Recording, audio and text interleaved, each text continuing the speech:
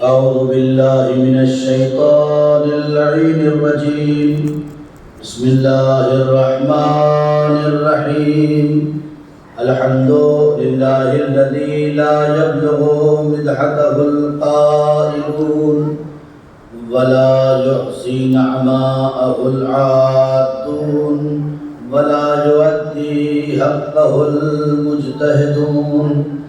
الذي نشر الرياح برحمته وابتدى بالصخور ميدان أرضه. ثم الصلاة والسلام والتحية والإكرام على النبي المكي المدني القرشي الهاشمي المطلبي الرسول المسدد والمصطفى الأمجد. اسمه في السماء أحمد وفي الأرض أبي القاسم محمد وعليه الطيبين الطاهرين المعصومين المظلومين الذين أذهب الله عنهم الرجس وطهرهم تطهيرا.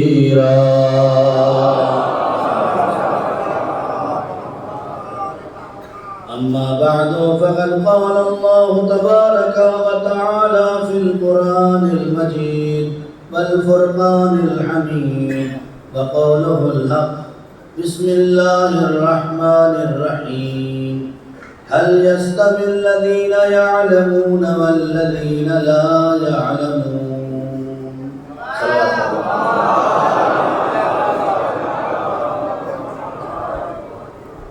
محترم سامعین کرام،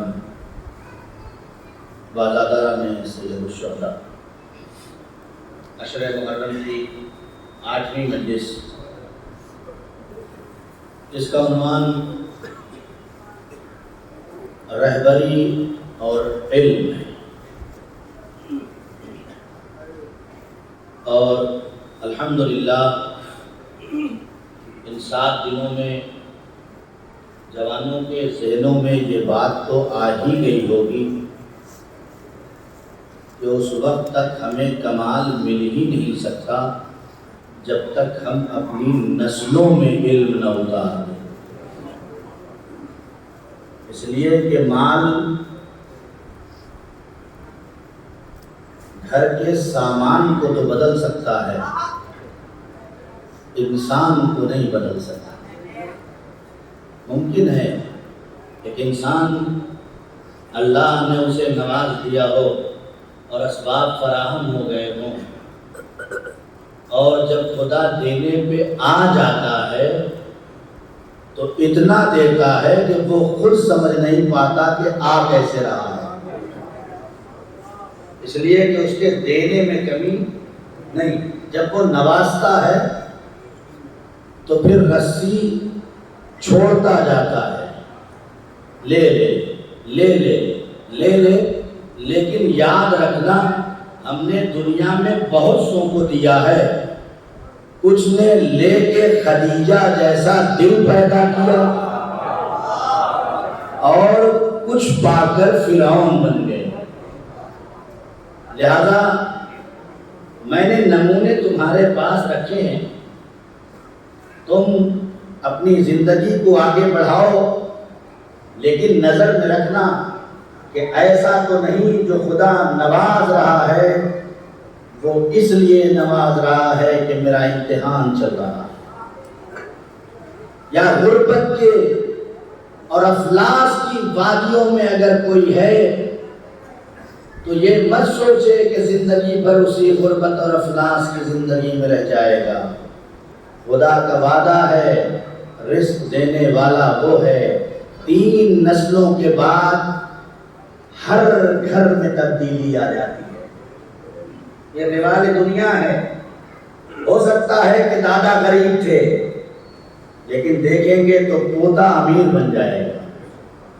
یہ دنیا کا رواج ہے. مال دست بدست گھومتا رہتا ہے تاکہ دنیا میں کوئی اپنے آپ کو غربت اور افلاس کی زندگی میں محسوس نہ کرے اور نسل در نسل اسے ذلت و رسوائی کا سامنا کرنا نہ پڑے۔ یہ الہی قانون ہے، الہی قانون ہے یہ۔ اور جلدی جلدی تمہید سے آگے بڑھ جاؤں، میں یہ باتیں شاید پہلے کہہ چکا ہوں، میں اس طرف نہیں جانا چاہتا۔ تو الہی قانون یہ ہے، بس ایک رمز بتا کے اپنے نوجوانوں کو آگے بڑھ جاؤں کہ اس دور میں بہت تیزی سے ترقی کرنے والے راستے کھل گئے ہیں، تم چاہو تو آگے بڑھ سکتے ہو۔ اب تک آپ نے ٹی وی چینلز پہ اینکر کو بولتے ہوئے سنا تھا، ابھی علم نے اتنی ترقی کر لیا ہے کہ کارٹون بیٹھ کے بولے گا، آپ سمجھیں گے کہ مولانا بول رہے ہیں۔ سنا نے ابھی ایک ہفتے کے اندر ایک ایسا نیا سسٹم پیدا کیا ہے کہ ایسا لگے گا جیسے خود انسان یہاں بیٹھا ہوا ہے۔ میں نے کہا تم نے کوئی بہت بڑا کام نہیں کیا تھا۔ میں نے آج سے 7 یا 8 سال پہلے اسی منبر سے کہا تھا کہ اگر سلیمان جیسا نبی کہتا ہے کہ تم میں کون ہے جو تخت بلقیس کو لے کے آئے، تو ایک عفریت کھڑا ہوتا ہے اور ایک جن کھڑا ہوتا ہے اور وہ کہتا ہے یا نبی اللہ ابھی دربار برخاست ہونے نہ پائے گا، میں تخت کو لے کے آ جاؤں گا۔ نبی نے فرمایا تمہاری ضرورت نہیں ہے، بیٹھو۔ ایک کے بعد ایک کا نمبر لگتا رہا، آخر میں آصف ابن برخیہ کھڑے ہوئے۔ آصف ابن برخیہ کھڑے ہوئے، ان سے پوچھا کہ تم کتنی دیر میں لاؤ گے؟ کہا یا نبی اللہ آپ کی پلکیں جھپکیں گی نہیں، ابھی آپ کی پلکیں جھپکیں گی نہیں، میں تخت بلقیس کو لا کے آپ کی خدمت میں حاضر کر دوں گا۔ روایت کہتی ہے کہ ابھی سلیمان کی پلکیں جھپکی نہ تھی کہ آصف نے تخت بلقیس کو لا کے پیش کر دیا۔ قرآن کی آیت آ گئی کہ اس کے پاس کچھ بھی نہیں تھا، بس تھوڑا سا علم تھا، بہت تھوڑا سا علم تھا۔ میں نے کہا تھا 7 سال کے پہلے کہ دیکھیے گا ایک دور ایسا آئے گا کہ جہاں وہ وقت آ جائے گا کہ یہ کوئی معجزہ نہیں تھا کہ تخت بلقیس کو آصف ابن برخیہ لے آئے، اس لیے کہ معجزہ نبی اور امام کے علاوہ کوئی دوسرا نہیں دکھا سکتا۔ یہ علم کا کمال تھا کہ آصف ابن برخیہ جیسا انسان پورے تخت کو اٹھا کے لمحوں میں یہاں پہنچا رہا ہے۔ میں نے کہا تھا کہ زمانہ ایسا آئے گا جب میرٹھ میں بیٹھنے والا لمحوں میں لندن کی سیر کرے گا۔ ایک زمانہ آئے گا اور وہ آنے والا ہے بہت جلدی۔ جیسے ابھی آپ نے کبھی سوچا تھا کہ میں میرٹھ میں بیٹھ کے لندن بات کروں گا؟ آج سے 50 60 سال 70 سال پہلے ذرا سا پیچھے چلے جائیں اور کسی بزرگ سے پوچھ لیں آپ کہ آپ نے کبھی سوچا تھا کہ میں یہاں بیٹھ کے، ارے ہوتا یہ تھا کہ کارڈ لکھا جاتا تھا، مجلس ہو جاتی تھی تب مولانا کے پاس تک پہنچتا تھا۔ کبھی کبھی ایسا بھی ہو جاتا تھا، ہے نا، راستہ ہی نہیں تھے۔ تو ان لوگوں نے اپنے زمانے میں دیکھا کہ زبان آواز پہنچا ہی گئی۔ جب آواز پہنچی تھی تو یہ نہیں سوچا تھا کہ یہاں والا وہاں والوں کو دیکھ لے گا، وہاں والا یہاں والے کو۔ دنیا اتنی قریب کر دیا ہے کہ عزا خانے میں بیٹھے ہوئے مولانا کو دنیا کے کونے کونے میں جو چاہے وہ دیکھ رہا ہے۔ بیٹھے یہاں ہیں دکھائی لندن میں دے رہے ہیں، بیٹھے یہاں ہیں دکھائی امریکہ میں دے رہے ہیں، بیٹھے یہاں ہیں دکھائی کینیڈا میں دے رہے ہیں، بیٹھے یہاں ہیں دکھائی ایران میں دے رہے ہیں۔ میں نے کہا مولانا تو ایک ہے بھائی، مولانا تو ایک ہے،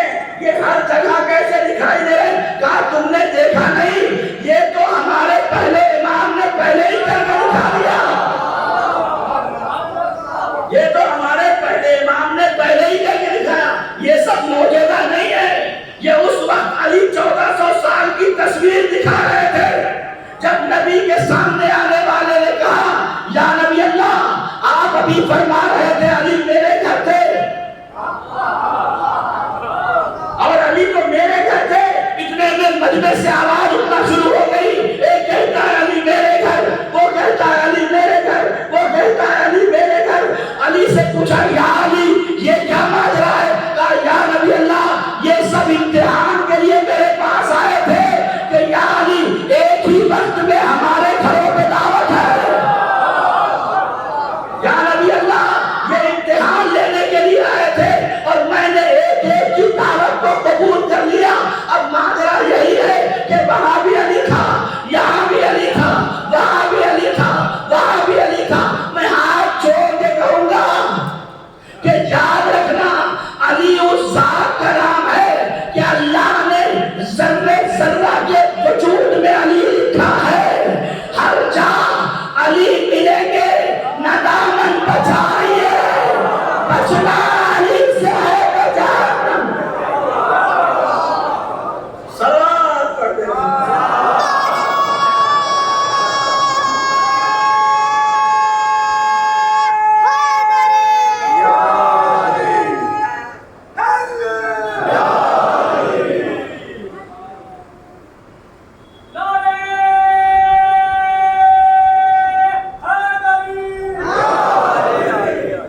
غور کریں آپ، علم 1400 سال کے بعد کی تصویریں دکھا رہے ہیں کہ علم اس منزل کمال تک پہنچا اور ہو بھی رہا ہے۔ اور جب تک وہ سب کچھ جو آپ نے کتابوں میں پڑھا ہے اور مجلسوں میں سنا ہے، جس پہ معجزہ سمجھ سمجھ کے آپ دعوت دے رہے تھے، وہ خاص معجزے جو کافروں کے مقابلے میں، مشرکوں کے مقابلے میں ہوئے وہ معجزے ہیں، لیکن علی نے جو کچھ اپنوں کے درمیان کیا وہ معجزہ نہیں تھا، وہ علم تھا۔ وہ کچھ بھی معجزہ نہیں ہے، وہ سب علم ہے۔ آپ علماء بزرگ کی تاریخ اور علماء بزرگ کے کارنامے اٹھا کے پڑھیے، انہوں نے اپنی کتابوں میں لکھا ہے اس بات کو کہ دنیا جس اہل بیت کے کارناموں کو معجزہ سمجھ رہی تھی، اہل بیت اسے علم کا گوہر سمجھ کے لٹا رہے تھے۔ صلوات پڑھیں محمد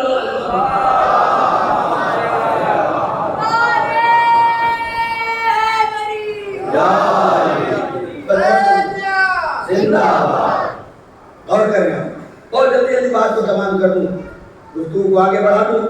علم جب انسان اپنے وجود میں اتار لیتا ہے تو پھر اللہ اس کے ہاتھوں میں بھی طاقت دے دیتا ہے، اس کی زبان میں بھی طاقت دے دیتا ہے، اس کے پیروں میں بھی طاقت دے دیتا ہے، اس کی آنکھوں میں بھی طاقت دے دیتا ہے۔ شرط یہ ہے کہ انسان علم کو اپنے وجود میں اس لیے اتارے کہ ہمیں اسے کمانا نہیں ہے، ہمیں قوم کو کچھ بنانا ہے۔ جب یہ علم انسان کے وجود میں اترتا ہے اور بیٹھنے والا مصلی پہ بیٹھ کے نماز پڑھتا ہے اور دوڑے ہوئے سپاہی آ کے کہتے ہیں آیت اللہ خمینی امریکہ نے تو بڑے میزائل آپ کی طرف چھوڑے ہیں، جب علم آتا ہے تو اسلحے کی ضرورت نہیں ہوتی۔ دو بڑے میزائل آ رہے ہیں آپ کی طرف، ایران کو تباہ و برباد کر دیں گے۔ سنیں گے کیا کہا؟ آیت اللہ خمینی کہتے ہیں میں نے انقلاب اپنے باپ کے لیے نہیں لایا ہے، میں نے انقلاب اپنے لیے اپنے باپ کے لیے نہیں لایا ہے، میں نے انقلاب اپنے خدا اور اہل بیت کے لیے لایا ہے۔ تاریخ کہتی ہے تسبیح کے دانے ہلے، ابھی تسبیح کا ہلنا تھا کہ بھیجے ہوئے دشمن کے طیارے آپس میں خود لڑ گئے۔ دو دشمن کے طیارے آپس میں خود لڑ گئے۔ اسی دن سے امریکہ سمجھ گیا تھا کہ ایران اپنی طاقت سے نہیں لڑ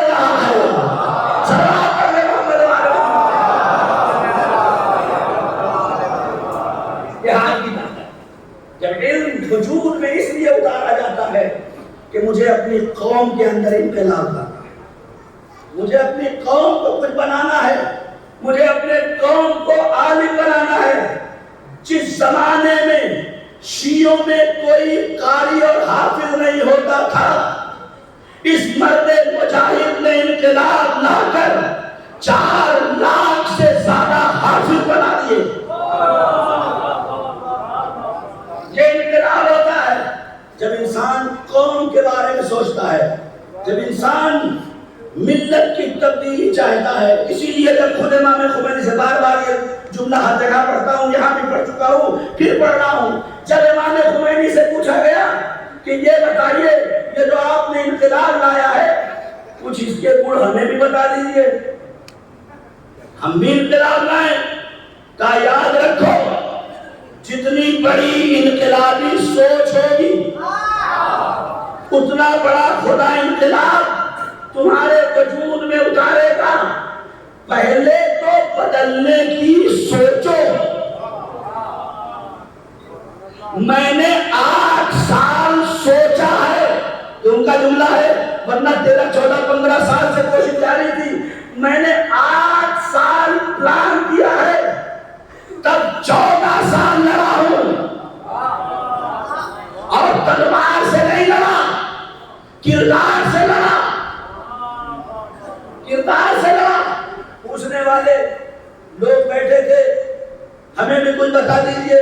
کہا بالکل آؤ بتاتے ہیں، اپنے وجود کو پاک کرو۔ سب سے پہلے اپنے وجود کو پاک کرو، اس لیے کہ قوموں کی تبدیلی کی ذمہ داری نجس دل میں نہیں ڈالتا۔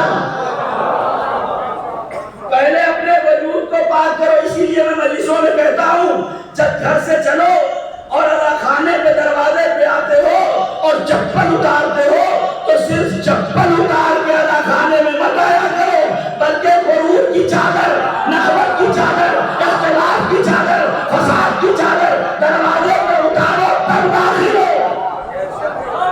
صلوات پڑھ دے محمد والے۔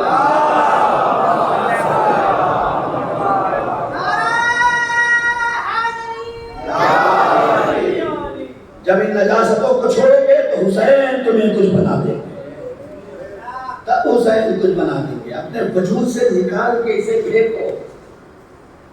کہاں بالکل بن سکتے ہو، کہاں کوشش کرو۔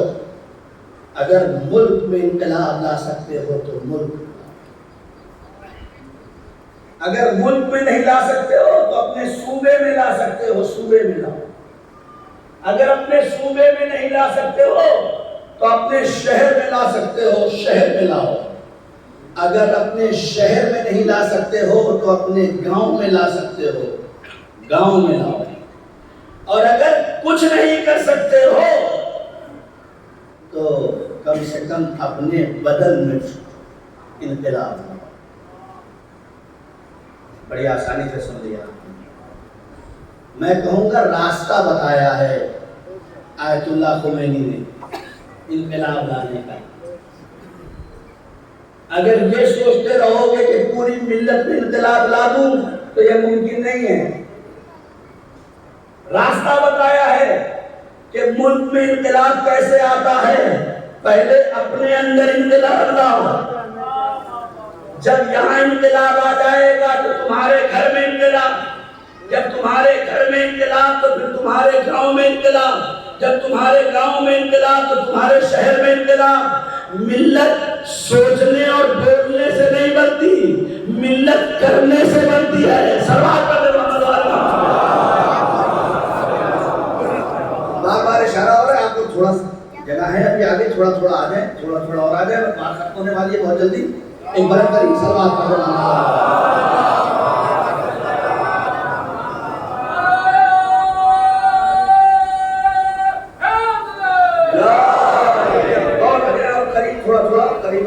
قریب آنے کا سلسلہ معراج سے چلا ہے، کوئی آج پہلا نہیں ہے۔ ایک بلند ترین صلوات رحمت علی محمد۔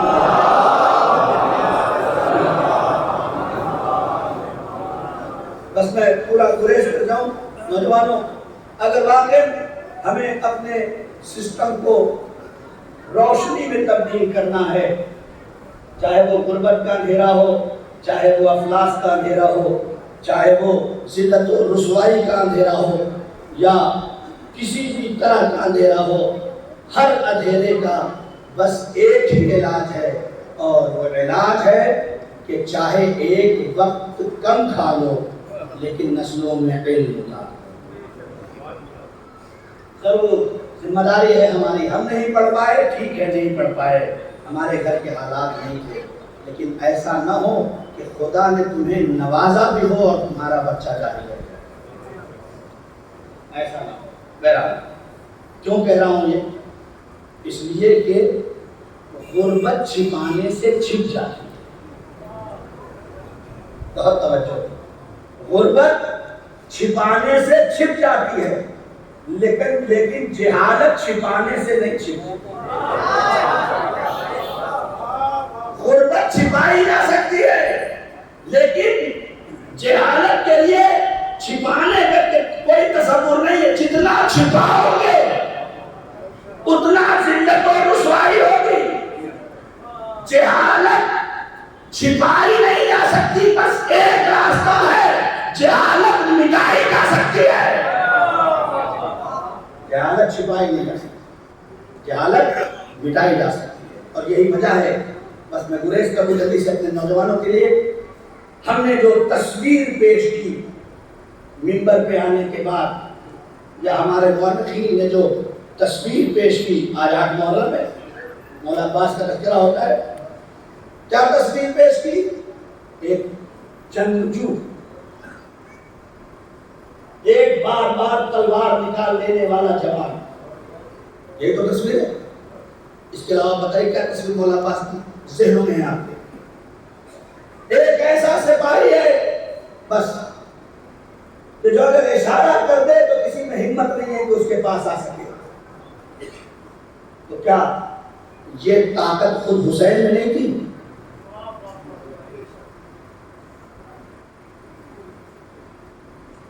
نہیں تھی. بالکل بہادر تھے، لیکن معصوم کی زبان سے عباس کی فضیلت میں عباس کی شجاعت بیان نہیں ہوئی ہے. کہیں نہیں لکھا، کہیں نہیں لکھا. تاریخ میں لکھا بعد کربلا جناب عباس کے بیٹے مدینے کے اندر جناب امام سجاد بیٹھے ہوئے ہیں. مولا عباس کے بیٹے آتے ہیں، امام سجاد کھڑے ہو جاتے ہیں. ادھر گئے واپس آئے، پھر امام سجاد کھڑے ہو جاتے ہیں. پھر گئے، پھر واپس آئے، امام سجاد کھڑے ہو جاتے ہیں.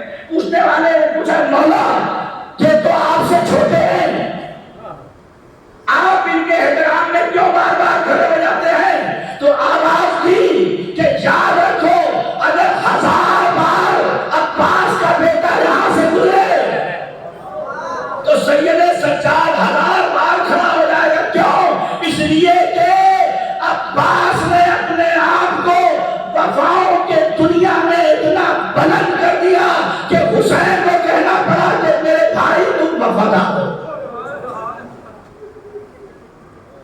یہ امام سجاد بہت بہادر ہے. مولا عباس بہت بہادر ہے، ان کی بہادر میں کوئی کمی نہیں ہے. اتنے بہادر ہیں کہ جب وسط عشرے شام سے پوچھا گیا کہ تم بتاؤ حسین کے خیمے کتنے ہیں، تم بتاؤ حسین کے خیمے کتنے ہیں، تو یہاں سے جواب میں لکھ کے جاتا ہے کہ ہم نے نہر پہ قبضہ کر لیا ہے، خیموں کو دور کر دیا ہے، یہ کام کر دیا ہے، وہ کام کر دیا ہے. لکھا ہے کہ 4 خط وہاں سے آئے اور چاروں میں یہاں سے جواب ایسے ہی گئے.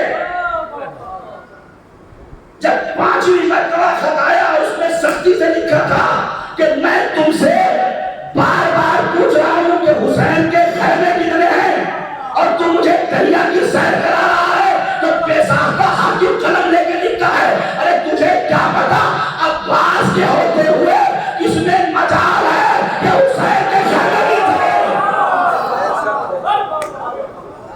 عباس کے ہوتے ہوئے کس میں مجال ہے کہ حسین کے سکے. یہ روایت ہے, روایت. دوسری روایت سن لیجیے. خود یزید کے لشکر کے سپاہی کہتے تھے کہ جس طرف عباس تلایا پھر لیتے تھے ادھر سامنے کوئی لشکر ہوتا ہی نہیں تھا. جب عباس گھومتے تھے تو لشکر یہ کہہ کے بھاگتا تھا عباس آ جائے. یہ جنگ کی بات نہیں کر رہا ہوں, یہ تلایا پھرنے کی بات کر رہا ہوں. جنگ کا تو کارنامہ یہ الگ تھا. ادھر سب کے پاس تلوار تھی, ادھر عباس کے پاس ٹوٹا ہوا نیزہ تھا. جنگ کرتے تو کس سے کرتے, لیکن اتنے بہادر تھے کہ کسی کی مجال نہیں تھی. خود کتاب کا نام ہے ذکر العباس, کتاب کا نام ہے قمر بنی ہاشم, کتاب کا نام ہے العباس. سب میں لکھا ہوا کہ کتنے بہادر تھے. مولا عباس جب گھوڑے پہ سوار ہو کے میدان میں آئے ہیں, اور وہاں بھی ایسے ہی خطبہ نہیں دیا ہے, نجس پڑا ہے. دونوں زانوں کو گھوڑے کے اوپر رکھ کے سر بلند کر کے کہا کہ میں حسین جیسے امیر کے لشکر کا لمبردار. اور مقتل نے لکھا ہے کہ جب عباس گھوڑے پہ زانو رکھ کے کھڑے ہوئے ہیں تو لشکر کتنی دور بھاگا تھا پتہ نہیں ہے, اور سب اپنی جگہ کھڑے ہوئے قطار سے. 9 لاکھ کا لشکر ہے, تھوڑا بڑا لشکر نہیں ہے. کتنا لشکر ہے؟ 9 لاکھ کا. اور عباس کے پاس تلوار نہیں ہے, نگاہوں پہ لشکر رکا ہوا ہے. ارے میرے لیے میں جملہ کر کے آگے بڑھتا ہوں. مولا کی حدیث سنا دوں آپ کو, نوجوانوں کو. طاقت کا عالم دیکھے, شجاعت اتنی تھی کہ مولا عباس تلوار لہرا کے نہیں ڈرا رہے تھے, دی نہیں, نگاہوں پہ جدھر دیکھتے تھے لشکر پیچھے ہٹنے لگتا. جس طرح دیکھ رہے تھے لشکر کے پاؤں پیچھے کی طرف جاتے ہیں. مولا عباس کی آنکھیں کتنی ہیں؟ 2. سامنے لشکر کتنا ہے؟ 9 لاکھ. سنو عباس کی شجاعت, جو 2 آنکھوں سے 18 لاکھ آنکھوں کو روکتے.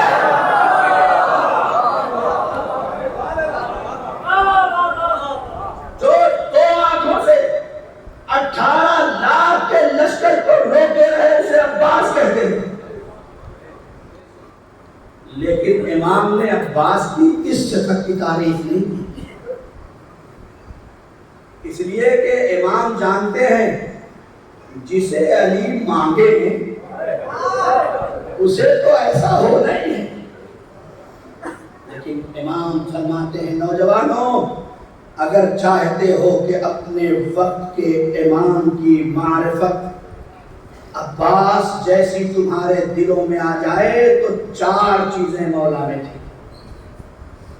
کانا امن العباس نافذ البصیرہ, میرے چچا عباس نافذ البصیرہ تھے, یعنی جو بھی معصوم کے علاوہ ہو ان میں سب سے تیز بصیرت رکھنے والے عباس تھے. ایک ہوتی ہے بصارت اور ایک ہوتی ہے بصیرت. بصارت کے لیے آنکھوں کا ہونا ضروری ہے, لیکن بصیرت کے لیے آنکھوں کا ہونا ضروری نہیں ہے. اسی وجہ سے جب 25 سال کی مدت کے بعد پہلی مرتبہ علی نے نماز پڑھائی تو جو بصارت رکھتے تھے, آنکھ رکھتے تھے, وہ کچھ نہیں بولے, لیکن جو بصیرت رکھتا تھا وہ یہ کہہ کے اٹھا کہ آج وہ والی نماز پڑھی جو نبی کے پیچھے پڑھتا تھا. اور توجہ, کانا امن العباس نافذ البصیرہ. نافذ البصیرہ کا مطلب کیا ہے؟ نافذ البصیرہ کا مطلب یہ ہے کہ انسان وہ عمل انجام دے جو اس کا امام چاہتا. بہت رک کے نوجوانوں کے لیے کہہ رہا ہوں, انسان وہ عمل انجام دے. سب چاہتے ہیں نا؟ سب چاہتے ہیں کہ نہیں چاہتے ہیں کہ مولا عباس جیسی وفا ہمارے اندر آ جائے؟ سب چاہتے ہیں عمل کر. بھائی مولا نے خود بتایا ہے نافذ البصیرہ، وہ کرو جو تمہارا امام چاہتا ہے، وہ کرو جو تمہارا رسول چاہتا ہے، وہ کرو جو تمہارا خدا چاہتا ہے.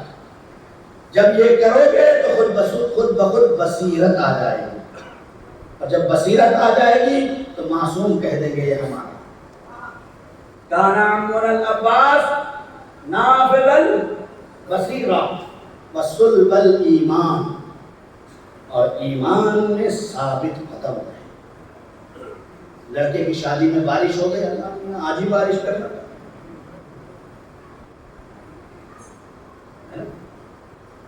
میری مجلس ہے اور میں نے تبرک کا انتظام کیا، بارش ہو گئی. کل تک تو بڑے اچھے تھے اللہ میاں، میرے ہی دن کرنی تھی. یعنی ابھی ایمان میں کمی ہے، اس لیے کہ خدا تمہاری ایک مجلس نہیں دیکھتا، پوری انسانیت کو دیکھ کے عمل کرتا. مجلس تو ہو ہی جائے گی، لڑکے کی شادی تو ہو ہی جائے گی، بہت ہوگا، ٹینٹ خراب ہو جائے گا، لیکن کسی کی فصلوں میں بارش نہیں ہوئی تو اس کی تو زندگی خراب ہو جائے گی. لہذا ایمان صلب الایمان. میرے چچا عباس ایمان کے اس مضبوط قلعے میں تھے کہ شمر جیسا انسان بھی خریدنے کی کوشش کرتا ہے، لیکن ایمان میں ثابت قدم. میں ہر بات پر رک نہیں سکتا ہوں، آج بھی اس دور میں تمہیں خریدا جائے گا. ہوشیار رہو، اپنے آپ کو عقائد اور ایمان اور اطاعت امام میں اتنا مضبوط رکھو کہ 5,000 روپے تمہاری جیب میں ڈال کر تم سے ایمان نہ خرید لیا. بس میں ڈکے چھپے الفاظ میں کہہ کے آگے بڑھ رہا ہوں، مجھے میرے پاس وقت نہیں ہے ان باتوں کا. تیسری چیز ہے جو امام فرماتے ہیں، یاد رکھو، پہلی چیز بصیرت ہے، دوسری چیز ایمان ہے، تیسری چیز وفاداری ہے، جو امام حسین نے کے ساتھ جناب عباس نے کیا. اور آخری ہے کہ وَجَاهَدَ مِنْ عَدُوِّ الْحُسَيْنِ، اور جس سے حسین کی جنگ ہو اس سے عباس کی جنگ تھی. یعنی بہت بڑا جملہ یہ، اس میں پورا اشرا ہو سکتا ہے. وَجَاهَدَ مِنْ عَدُوِّ الْحُسَيْنِ، اور یہ عباس حسین کے دشمن سے لڑتے ہیں، اپنے دشمن سے نہیں. جملہ دیکھیں آپ، یعنی اگر ان کی لڑائی ہے تو وقت کے امام کے دشمن سے ہے. اب بس بات ختم ہو رہی ہے، بالکل ختم ہو رہی ہے. رشتے اسلام سے پہلے بھی تھے، رشتے اسلام کے بعد بھی آئے. اسلام کے پہلے کے رشتے کا نام ہے آزر اور ابراہیم. آزر کا نام ہے، آزر جو ہے وہ چچا ہے، ابراہیم جو ہے وہ بھتیجے ہیں. اسلام سے پہلے بھی رشتے تھے. دو بھائی، ایک کا نام قابیل، ایک کا نام حابیل. آخری بات ہے، جیسے چاہے ویسے سن لیجیے گا، لیکن یہ جوانوں کے لیے ضروری تھا تو لے آیا ہوں یہاں تک. رشتے اسلام میں پہلے بھی تھے، رشتے اسلام کے بعد بھی ہیں. ٹھیک ہے، بھائی اسلام کے پہلے بھی تھے، بھائی اسلام کے بعد بھی ہیں. اور دلیل کیا ہے؟ اسلام سے پہلے کے رشتے کا نام ہے آزر اور ابراہیم. اسلام سے پہلے کے رشتے کا نام ہے حابیل اور قابیل. کیا کیا حابیل قابیل نے؟ کیا قابیل نے حابیل کو قتل کر دیا؟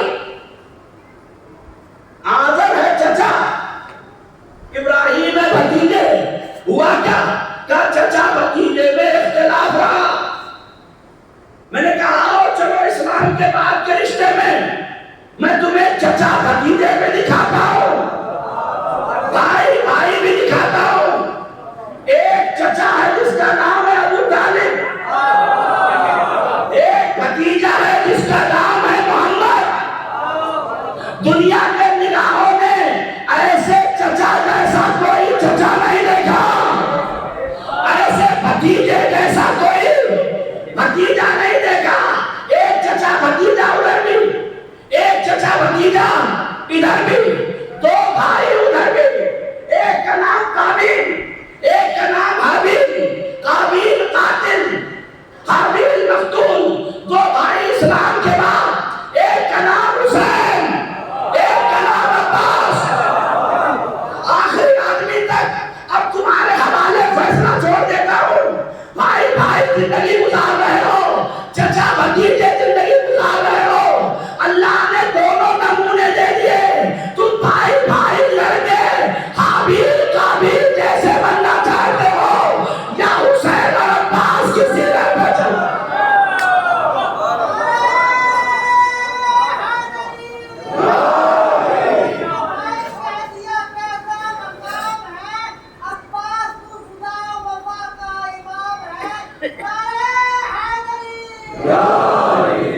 دو نمونے اللہ نے دے۔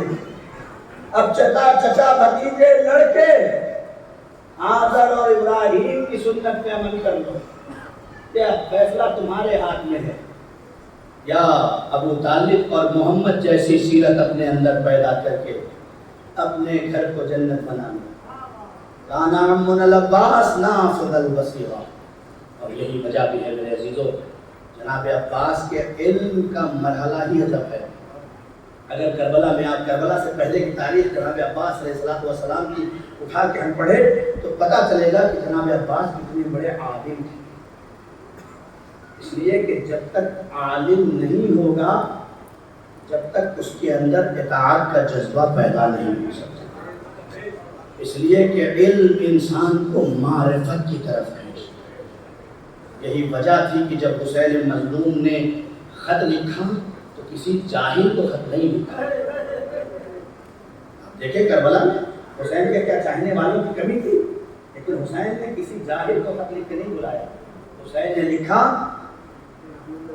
حسین کا خط رجل فقیہ کے، اور آخر میں جملہ بھی لکھا ہے، میرے حبیب میں یہ خط تمہیں اس لیے لکھ رہا ہوں کہ تمہارے دل میں ہم اہل بیت کی معرفت زیادہ ہے۔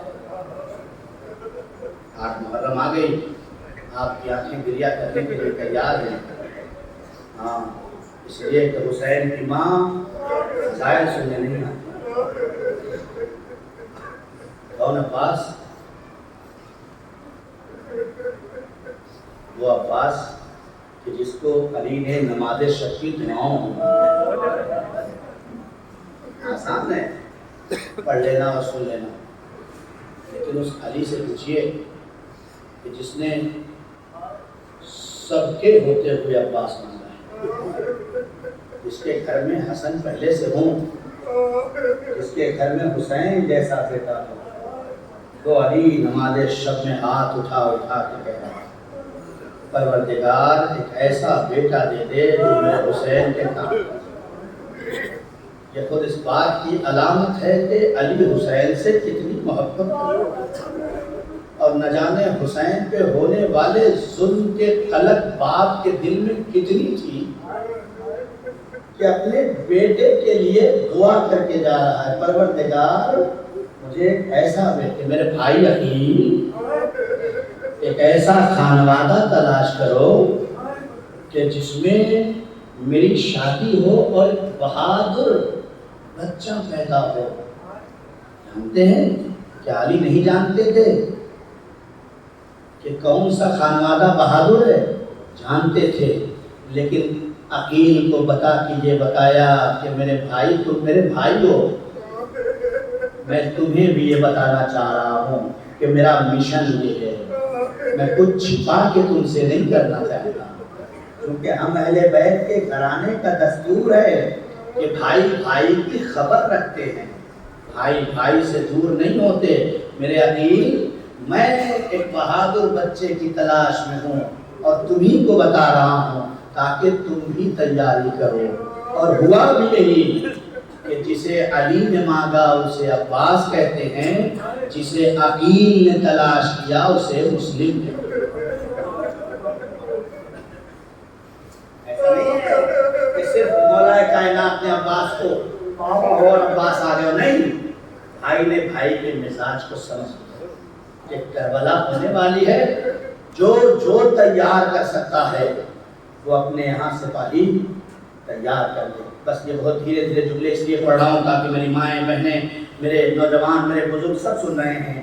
امام علی نے یہ دعا مانگی اور یہ بھائی کو بتا کے یہ کہا ہے، ہم سب سے پیغام دیا ہے کہ دیکھو وقت کے امام کی نصرت کے لیے ولادت سے تیاری کرو،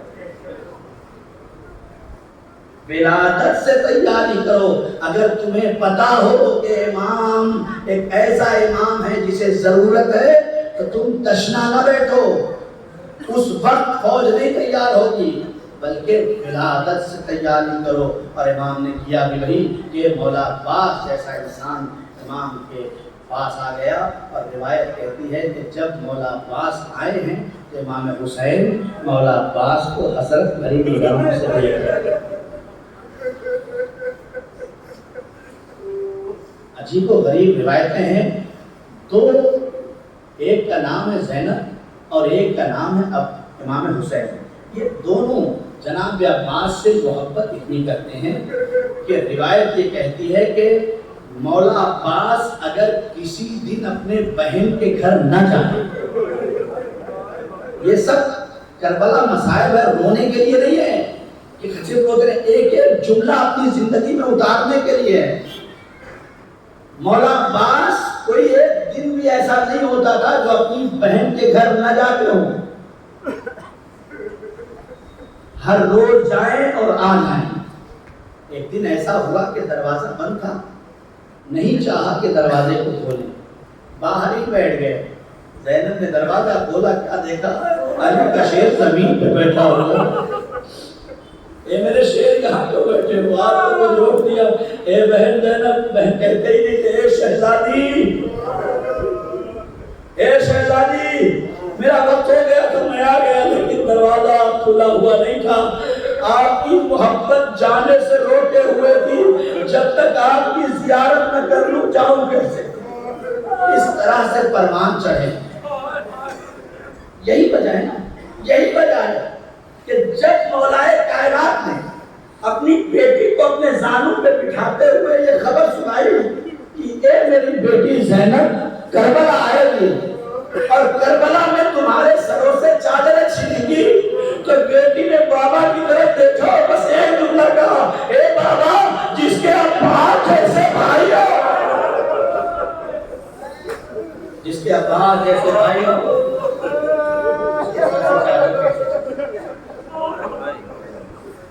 پورا واقعہ آپ کو یاد ہے، سنا ہوا ہے کہ ہر محاذ پہ حسین کے اطاعت میں عباس تلوار کھینچتے اور روک دیا جاتا۔ عباس کربلا نہیں ہے، مدینے میں کھینچا، عباس کربلا نہیں ہے، دھر نے لجام فرس پہ ہاتھ ڈالا، عباس کربلا نہیں ہے، ہر مقام پہ عباس کربلا نہیں ہے۔ حسین اس پہ ہاتھ رکھ کے روک دیتے، لیکن اب حسین بھی کیا کرے کہ عباس کربلا ہے۔ جب ظالم نے کہا کہ تنابیں ہٹا لو، خیمے ہٹا لو، تلواریں کھول لو، عباس نے تلوار نکالی، زمین پہ خط کھینچ دیا، تم میں کس کی ماں نے دودھ بلایا ہے جو حسین کے خیمے یہاں سے ہٹا دے۔ اب جو بفرا ہوا شیر دیکھا، حسین کی جرات نہ ہو سکی کہ آ کے اپنے بھیا عباس سے کہیں، عباس کربلا نہیں ہے، اب تو کربلا آ گئی نا۔ حسین کچھ نہیں بولے، خیمے میں گئے، جا کے اپنی بہن زینب سے کہا، بہن اب تک بھیا روکتا آیا ہے، اے میری بہن اب میرے پاس کوئی الفاظ نہیں ہے کہ میں اپنے بھائی کو روک سکوں، ارے اگر میں کہہ دوں گا تو میرا بھائی رک تو جائے گا لیکن اس کے دل میں قلق رہ جائے گی۔ میرا آقا کہتا تھا کربلا آنے دو، کربلا آنے دو۔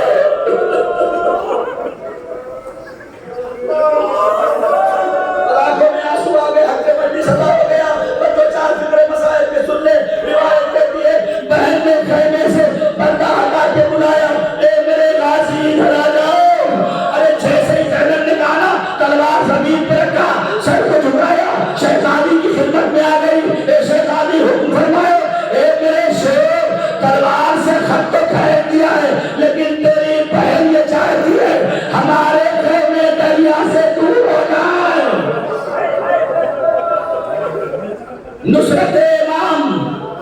نصرت عالمین غیر معلمہ اپنے آپ کو سر پہ جھکایا.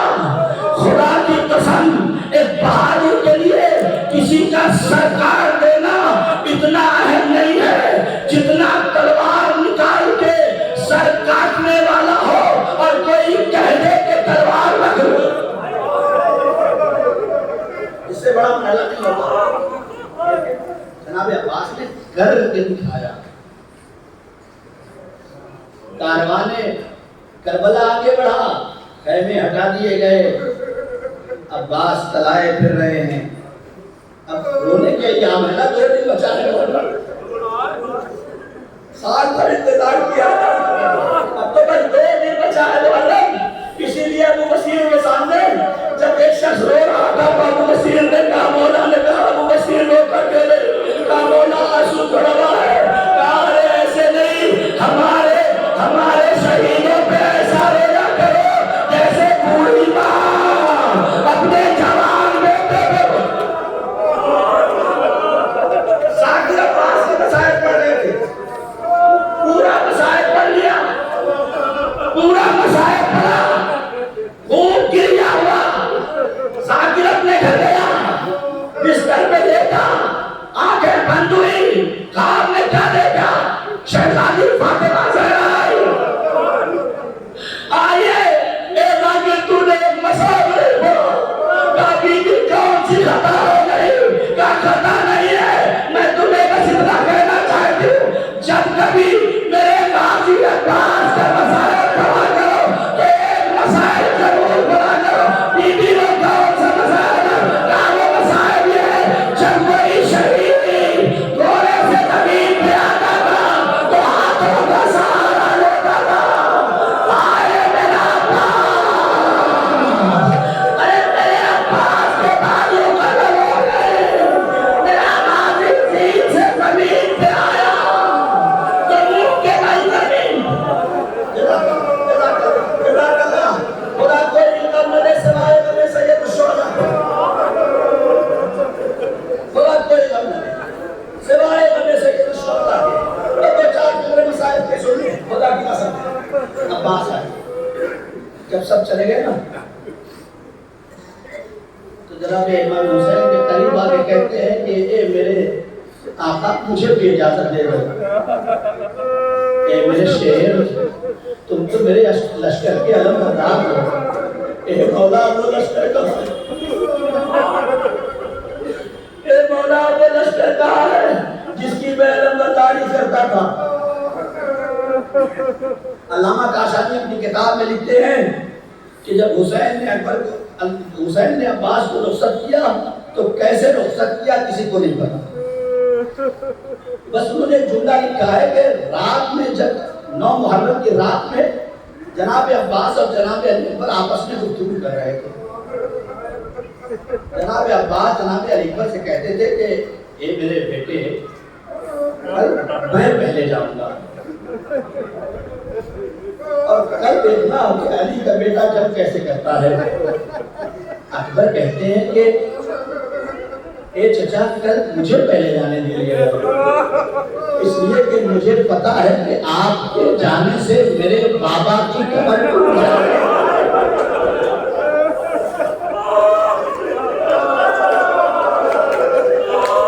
میرے چچا مجھے پتا ہے کہ بھائی کے جانے کا اثر بھائی کے اوپر کتنا ہوتا ہے. اے میرے چچا آپ کے جانے سے حسین کی کمر ٹوٹ جائے گی. عباس نے اکبر کی پیشانی کا بوسہ لیا. اے میرے بیٹے تجھے کیا پتا میرے جانے سے کمر ٹوٹے گی, تیرے جانے سے حسین کی آنکھوں کا نور جمال آئے گا. عباس چلے, اجازت لی, گھوڑے پہ بیٹھے, ادھر حسین نے کرسی لگائی, اکبر صاحب میں بیٹھے ہوئے ہیں, آواز دیتے ہیں اے اکبر مجھے بتاتے جاؤ میرا شیر کیا کر رہا ہے. اکبر کہتے ہیں بابا میرا چچا ارے لشکر کی طرف جا رہا ہے. حسین کہتے ہیں الحمدللہ. اکبر کہتے ہیں اے چچا اے بابا میرا چچا اور آگے بڑھ رہا ہے. حسین کہتے ہیں سبحان اللہ. ایک مرتبہ اکبر کہتے ہیں اے بابا فوجیں بھاگ رہی ہیں، اور ایک مرتبہ حسین کہتے ہیں سبحان اللہ علی کا شیر علی نے اسی دن کے لیے مانگا تھا. ایک مرتبہ اکبر کہتے بابا علم چڑھائی کی طرف جا رہا ہے، حسین کہتے ہیں میرا عباس دریا میں اتر رہا ہے، مشکیزہ کر رہا ہے.